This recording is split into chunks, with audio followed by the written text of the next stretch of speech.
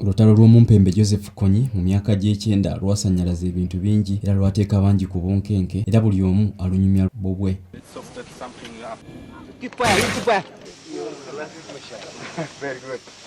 Justin Adong yawambibwa abayeekera ba Kony ng'alina emyaka 9 ku kyalo Abra mu disitulikiti y'e Oyam era ng'ono alojja ebyali mu nkambi ya Kony nga biyungula amaziga.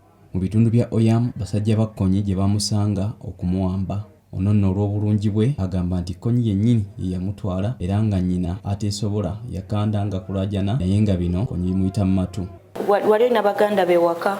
Abaganda bange yenze nali omwana muto asembayo eri maama kati baganda bange babadde abantu abakulu kati yenze nali omuto asembayo kati nga buli sawa mbeera ne maama kati bwe yajja nansanga nga nina maama nga twekwese kumpi n'ekkubo kati nangamba mudduka ki maama nagamba tukuduka kubanga tutya Kony yennyini nyine nze nange nali simumanyi. Ono era alojja n'omumyuka wa Kony Lagon Oti eyali omukambwe nga ennomba mwa Acholi Reason eyo mu Northern nga twatambula almost mwezi mulamba okuddayo we babeera kati we twatuukayo nze omukulu oyo nyina yankwata nange we twatuuka ku kaamu ze babeera oluvannyuma ya mwezi gumu nangamba oyo ono ajja kubeera mukyala wange kyokka oyo yali addirira ku bigere yako. Ono era anyumya bwe batambuzibwa okwetooloola ebitundu bya Acholi kyokka nga mu bonna ye ku myaka emito gye yalina ono Oti gwe yasaba okuwasa kyokka nga ekyennaku yali tasobola kugaana olw'okutaasa obulamu bwe.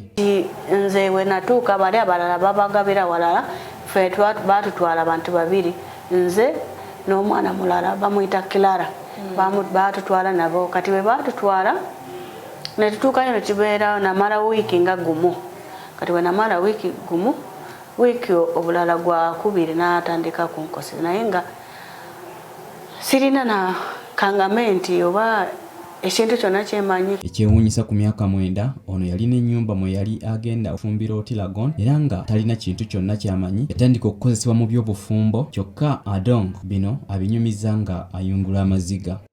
Ennyumba ezo ze bakuwa ye yasulamu kati ajja nakukima ku bali bano ne bakutwalayo mu nyumba olwo nayisibwa bubi nnyo kubanga nali sirina kyemanyi ekintu kye bayita nti omusajja oba kiki